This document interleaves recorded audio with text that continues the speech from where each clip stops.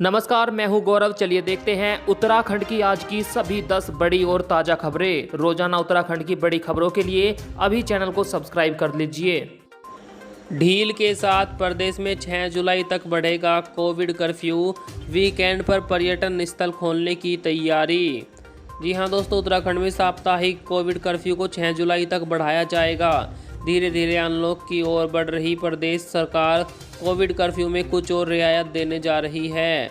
प्रदेश में बाजार शाम 7 बजे तक खोलने की तैयारी है। इसके अलावा वीकेंड पर राज्य के प्रमुख पर्यटक स्थलों को खोलने का निर्णय भी हो सकता है।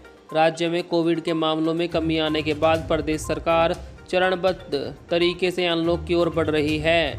कोरोना के नए डेल्टा स्वरूप के खतरे को देखते हुए सरकार बाहरी राज्यों के लोगों के राज्य में प्रवेश को लेकर कोई ढील देने को तैयार नहीं। इसीलिए कर्फ्यू के दौरान जो बंदी से बनी हुई है उन्हें जारी रखा जाएगा। उत्तराखंड में बीते 24 घंटों के दौरान क्या है कोरोना की स्थिति, आइए जानते हैं। प्रदेश में बीते 24 घंटों में कोरोना के 164 नए मरीज मिले, वहीं 272 मरीज ठीक हुए हैं। कुल संक्रमितों की संख्या 3,39,537 हो गई।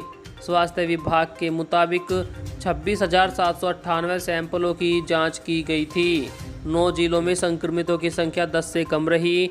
देहरादून जिले में 41 कोरोना मरीज मिले, पिथौरागढ़ में 40, हरिद्वार में 21, नैनीताल में 17, अल्मोड़ा व रुद्रप्रयाग में 7, टिहरी में 6, चमोली व उधम सिंह नगर में 5-5, बागेश्वर, पौड़ी व चंपावत में 4-4, उत्तरकाशी जिले में 3 संक्रमित मिले। देहरादून कूच कर रहे किसानों को रोका, पुलिस ने की नोकझोंक। हाईवे पर ट्रैक्टर खड़े करके लगाया जाम। तीनों कृषि कानूनों को रद्द करने की मांग को लेकर राज्यपाल आवास घेरने देहरादून जा रहे संयुक्त किसान मोर्चा से जुड़े किसानों को पुलिस ने हरिद्वार दिल्ली हाईवे पर इब्राहिमपुर मोड़ पर रोक लिया। इस दौरान किसानों की पुलिस के साथ नोकझोंक भी हुई। किसानों ने हाईवे पर अपने ट्रैक्टर ट्रॉली आड़े तिरछे खड़े करके जाम लगा दिया। मौके पर पहुंचे अपर जिला अधिकारी BK मिश्रा के माध्यम से किसानों ने राज्यपाल को ज्ञापन भेजा। इसके बाद हाईवे खोल दिया गया।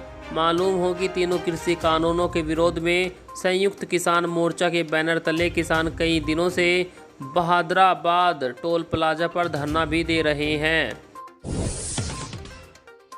मास्क नहीं लगाने पर 5 दिन में 70% केस बढ़े, फिर बिगड़ सकते हैं हालात। कोरोना वायरस से बचने के लिए देश विदेश के डॉक्टर से लेकर WHO बार बार मास्क लगाने के लिए बोल रहा है। उसके बाद भी कुछ लोग लापरवाही कर रहे हैं। इजराइल, जर्मनी और ऑस्ट्रेलिया में लोगों ने जैसे ही मास्क पहनना कम किया, वहां 5 दिन के अंदर 70% तक केस बढ़ गए। हालात को देखते हुए इजराइल ने ढील के 10 दिन बाद ही मास्क जरूरी कर दिया। ऑस्ट्रेलिया में भी सख्ती बढ़ा दी गई है। दोस्तों, अपने भारत में भी मास्क लगाना ना छोड़े, वरना कोरोना फिर से लौट सकता है। तीरथ सिंह रावत की उत्तर प्रदेश के मुख्यमंत्री से हुई बातचीत, बसों की आवाजाही जल्द हो जाएगी संभव। एक दिन पहले उत्तराखंड के मुख्यमंत्री तीरथ सिंह रावत की यूपी के CM योगी आदित्यनाथ से बातचीत होने के बाद दिन भर यूपी से बस संचालन की मंजूरी मिलने का इंतजार रहा। हालांकि उत्तर प्रदेश से कोई अनुमति नहीं आई। उधर चंडीगढ़ के लिए भी जल्द ही बस सेवा शुरू होने की उम्मीदें तेज हो गई है। उत्तर प्रदेश में 15 जून से बसों के संचालन की उम्मीद थी, लेकिन ऐसा नहीं हो पाया। अब 30 जून तक रोक बढ़ाई गई है। इस बीच उत्तराखंड के मुख्यमंत्री ने यूपी के CM योगी आदित्यनाथ से फ़ोन पर बातचीत की, जिसके बाद निगम के अधिकारी दिन भर यूपी से बस संचालन की मंजूरी मिलने का इंतजार करते रहे। हो सकता है 1 जुलाई से उत्तर प्रदेश और उत्तराखंड के बीच में बसों का संचालन शुरू हो जाए। राकेश टिकैत बोले, हमारे 4 लाख ट्रैक्टर और 25 लाख आदमी है तैयार।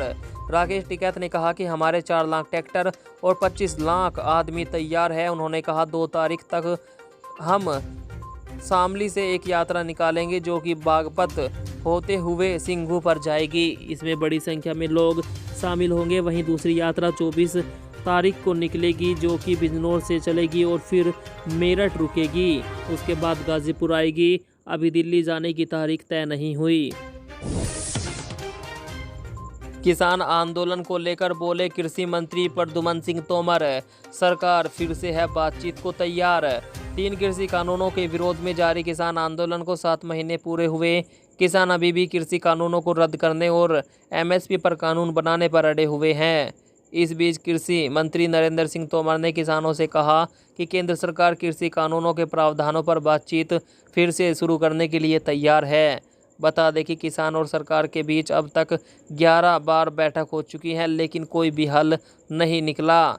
सरकार भी अपनी बात से जरा भी नहीं हट रही। कांग्रेस का महंगाई को लेकर केंद्र पर हल्ला बोल, 7 जुलाई से धरना प्रदर्शन। देश में बढ़ती महंगाई, पेट्रोल डीजल के दामों में बढ़ोतरी के विरोध में कांग्रेस देश भर में आंदोलन करेगी। इसके जरिए मोदी सरकार पर हमला बोला जाएगा। 7 जुलाई से इसकी शुरुआत की जाएगी और 10 दिन तक आंदोलन किया जाएगा। धरना प्रदर्शन के साथ ही सोशल मीडिया पर भी कैंपेन शुरू किए जाएंगे। अखिल भारतीय कांग्रेस कमेटी की ओर से सभी प्रदेश कांग्रेस कमेटियों को इस बारे में सर्कुलर भेज दिया गया है। उत्तराखंड के 5 अस्पतालों में ऑक्सीजन जनरेशन प्लांट शुरू, मुख्यमंत्री ने ऑनलाइन किया लोकार्पण। मुख्यमंत्री तीरथ सिंह रावत ने मुख्यमंत्री आवास स्थित कैंप कार्यालय से वर्चुअल माध्यम से राज्य के 5 अस्पतालों में ऑक्सीजन जनरेशन प्लांट का लोकार्पण किया।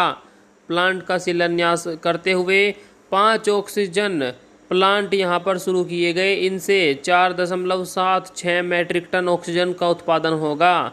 मुख्यमंत्री ने जिन 5 ऑक्सीजन जनरेशन प्लांट का लोकार्पण किया, उनमें जिला चिकित्सालय बागेश्वर में 250 LPM, जिला चिकित्सालय चंपावत में 100 LPM, जिला चिकित्सालय पिथौरागढ़ में 200 LPM, हिमालयन अस्पताल जौली ग्रांट एवं कोरोनेशन अस्पताल देहरादून में 1000 LPM के प्लांट शामिल हैं। इन 5 संयंत्रों से प्रतिदिन 4.76 मैट्रिक टन ऑक्सीजन का उत्पादन होगा।